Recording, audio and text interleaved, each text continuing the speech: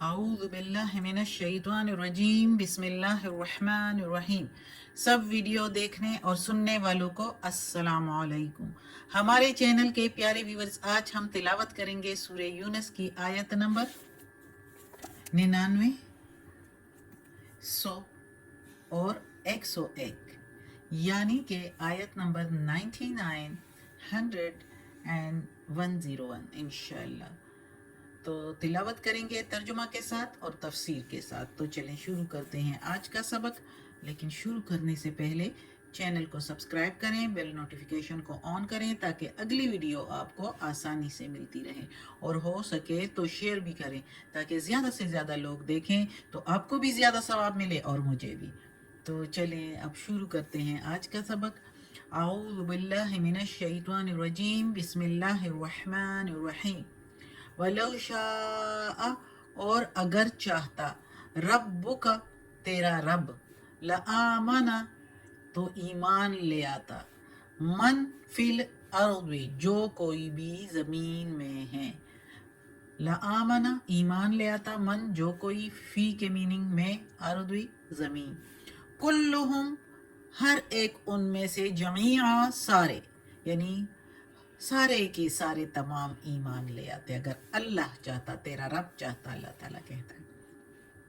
If انتا کیا پھر تم، آ کے میننگ کیا، فا کے میننگ پھر، انتا کے میننگ تم، تکرہ الناس زبردستی لوگوں کو، حتی یہاں تک کہ یکونو وہ ہو جائے، مؤمنین مومن، کیا آپ زبردستی چاہتے ہو لوگوں کو یہاں تک کہ وہ، یا زبردستی کرنا چاہتے ہیں لوگوں پر یہاں تک کہ وہ ایمان لے آئیں۔ اب اس آیت میں اللہ تعالیٰ کہتا ہے کہ اگر اللہ تعالیٰ چاہتا تو سارے کے سارے لوگ ایمان لے آتے۔ اللہ کے لیے یہ کوئی مشکل نہیں کہ وہ حکم دے اور سب کے سب جو ہے وہ ایمان والے ہوں اور اللہ کی عبادت کریں۔ لیکن اللہ نے یہ دنیا بنائی کس لیے اور انسان کو کس لیے بنایا ہے؟ اس لیے کہ یہ ایک آزمائش ہے، یہ اللہ کی ایک حکمت ہے کہ اللہ نے انسان کو بنایا اور اس دنیا میں بھیجا، ورنہ اللہ کی عبادت کے لیے فرشتے کچھ کم تھے جو دن رات اللہ کی عبادت کرتے ہیں اور وہ اللہ کے حکم کے اندر ہیں۔ ہم بھی اللہ کے حکم کے اندر ہیں، لیکن ہمیں اللہ تعالیٰ نے خود مختاری دی ہے۔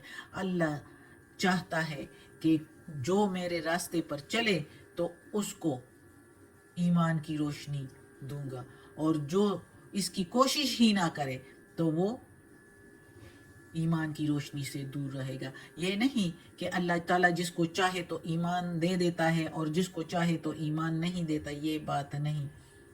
یہ انسان کو اللہ تعالیٰ نے اپنے تکوینی نظام اور مشیت الہی کے مطابق خود مختار چھوڑا ہوا ہے، ورنہ تو اللہ تعالیٰ بنا سکتا تھا سب کے سب زمین والوں کو۔ تو اللہ تعالیٰ محمد صلی اللہ علیہ وآلہ وسلم سے فرما رہے ہیں، کیونکہ محمد صلی اللہ علیہ وآلہ وسلم جب دین کی دعوت دیا کرتے تھے تو ان کی خواہش یہ ہوتی تھی کہ سارے لوگ اس کو سنیں اور اس پر یقین کریں اور اس کو مانیں اور مومن بن جائے اور دوزخ کے عذاب سے بچ جائے۔ تو جو کوئی ایمان نہیں لاتے تھے اور پس و پیش کرتے تھے اور جو ہے طنز اور تانے دیتے تھے، تو محمد صلی اللہ علیہ وآلہ وسلم کے دل کو رنج ہوا ہوگا اور ان کے دل میں یہ ہوتا ہوگا کہ سارے ایمان ہی لے آتے۔ تو اس لیے اللہ تعالیٰ نے بتایا ادھر کہ کیا زبردستی لوگوں کو ایمان لانا چاہتا ہے کہ سارے مومن ہو جائے۔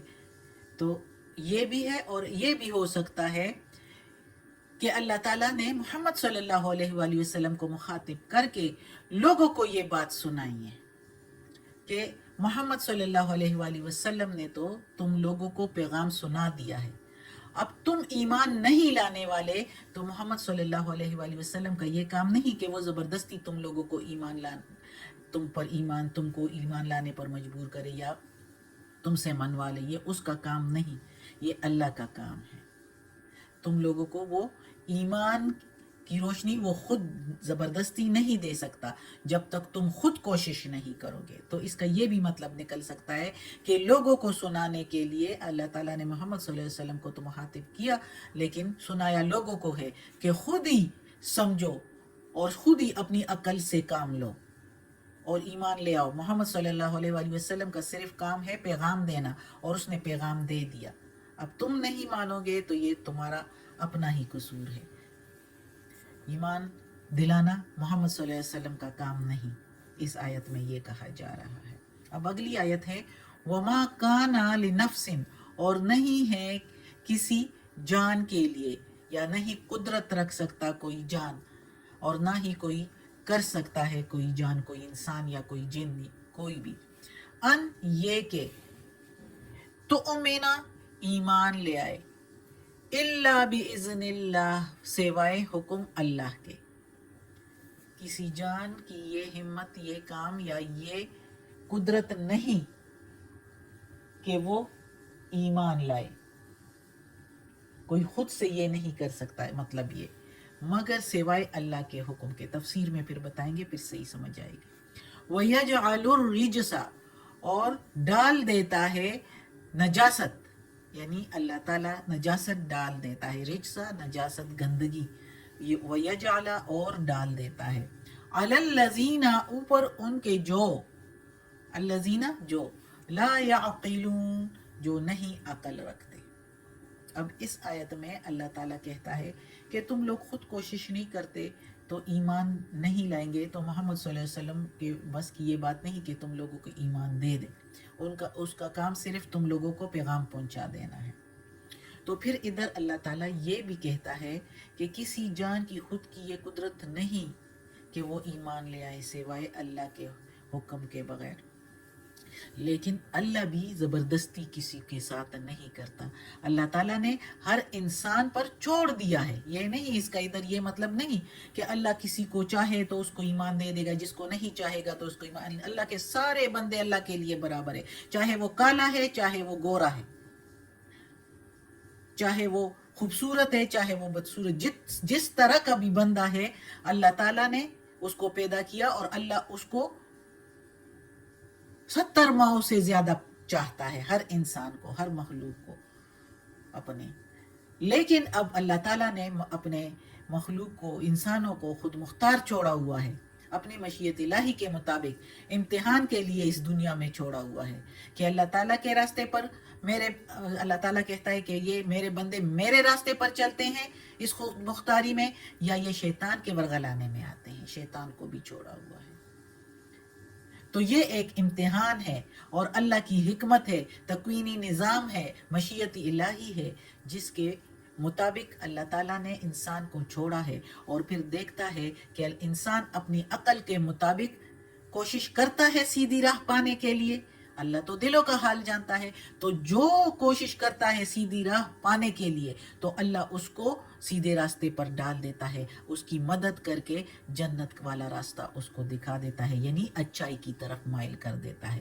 لیکن جس کی عقل اس کو تعصبات میں، خیالوں میں، گمانوں میں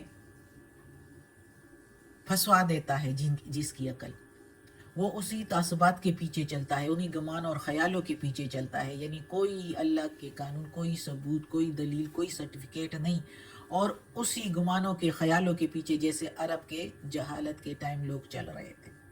اور ابھی بھی بہت سے لوگ وہی جو بت پرستی کر رہے ہیں. کیا ثبوت ہے ان کے پاس؟ ان کی جو کتابیں ہیں اس میں کوئی ثبوت، کوئی دلائل. وہ یہ قرآن پڑھے اور ان کتابوں کو پڑھے تو پھر پتہ چل جائے گا کہ کیا ہے اور کیا سچ ہے اور کیا جھوٹ ہے. اور جس طرح عیسائیوں نے اپنی کتابوں میں تبدیلیاں کر کے تو اب بائبل بنا دیا، انجیل کو ختم کر کے بائبل بنا دیا. تو دیکھ لیں اس میں اور اس میں مقابلے کریں علماء کے ساتھ تو پتہ چل جائے گا نا کون سی سچی کتاب ہے. جو تحقیق کرتے ہیں تو وہ پھر مان بھی جاتے ہیں، جو علم والے ہوتے ہیں تو وہ پھر ایمان لے بھی آتے ہیں. اسلام قبول کیے بغیر نہیں رہ سکتے. جو قرآن کو پڑھ لے ترجمے کے ساتھ اور تفسیر کے ساتھ، تو وہ جو دلوں میں سچے ہوتے ہیں تو وہ ایمان لے آتے ہیں. اور جو نہیں سچے ہوتے، جو اپنی عقل کو اسی تعصبات کے پیچھے لگا دیتے ہیں، تو اللہ بھی ان پر جو ہے برائیوں کا، غلط بینی کا نجاست ڈال دیتا ہے. غلط بینی یعنی ان کو اپنے غلط کام ہی اچھے دکھائی دیتے ہیں، اپنے غلطی رول ریگولیشن جو ہے اس کو اچھے دکھائی دیتے ہیں. اب یہ نجاست تھوڑی ہے کہ ہندو لوگ جو ہے گائے کے موتر کو اور گوبر کو جو ہے اپنے لیے دوائی سمجھتے ہیں. توبہ استغفر اللہ. جو گند ہے، جو سائنٹیفک طور پر یورین میں جو زہر ہے انسان کے لیے، اور وہ اس کو اپنے لیے دوائیاں سمجھتے ہیں. توبہ استغفر اللہ، تبرک سمجھتے ہیں، نعوذ باللہ. تو یہ اللہ تعالیٰ بتاتا ہے کہ جو اس طرح کرتے ہیں، اپنی عقل کو صحیح جگہ پر استعمال نہیں کرتے، تو اللہ بھی ان پر جو ہے نجاست ڈال دیتا ہے، کیونکہ وہ اس عقل کو کس جگہ پر استعمال کرتے ہیں. عقل جب اللہ نے دی ہے تو بندہ ذرا خود سے اللہ کے اس کلام کو ہی پڑھ لیتا ہے. اللہ کے کلام کو پڑھ کے تو خود ہی سیدھا راستہ مل جائے گا. احادیث کو پڑھ لیتا ہے. چلو اگر کہتے ہیں کہ یہ صحیح نہیں ہے، لوگوں کی زبان سے سنتے ہیں تو صحیح نہیں ہے، کسی مسلمان کی بات سنتے نہیں ہیں، کیونکہ انسان آخر انسان ہے، ان سے غلط کام بھی ہوتے ہیں. تو پھر سارے کہتے ہیں مسلمان تو ایسے ہیں، مسلمان تو ویسے ہیں. تو مسلمانوں کو کیا دیکھتے ہو؟ اللہ کی کتاب پڑھو، احادیث کی کتابیں پڑھو، پھر اس کو دیکھو، پھر کہنا کہ اسلام کیا کہتا ہے، اللہ کیا کہتا ہے. انسان تو بہت کمزور ہے، ان سے تو غلطیاں ہو جاتی ہے. اللہ معاف کرے. آج کا سبق ختم ہوتا ہے. اللہ ہمیں توفیق دے اس قرآن مجید کا ترجمہ مکمل کرنے کی اور اس پر عمل کرنے کی توفیق دے. صدق اللہ العظیم. یا اللہ، یا پروردگار، یا رب العالمین، یا مالک یوم الدین، یا علی کل شیء قدیر. یا اللہ تو بڑا مہربان ہے. یا اللہ غفور الرحیم ہے. یا اللہ ہم سے اگر اس قرآن مجید کی تلاوت کے دوران زیر زبر پیش میں، تلفظ میں، ترجمہ تفسیر میں کوئی غلطی ہوئی ہو تو معاف کر دینا. تو معاف کرنے والا مہربان ہے. اور ہمیں عافیت والے معاملات دیں، ہماری بیماریاں، تکالیف، پریشانیاں اور برائیاں ہم سے دور کر دیں، اور ہمیں اپنے نیک اور صالح لوگوں میں شامل کر دیں. آمین.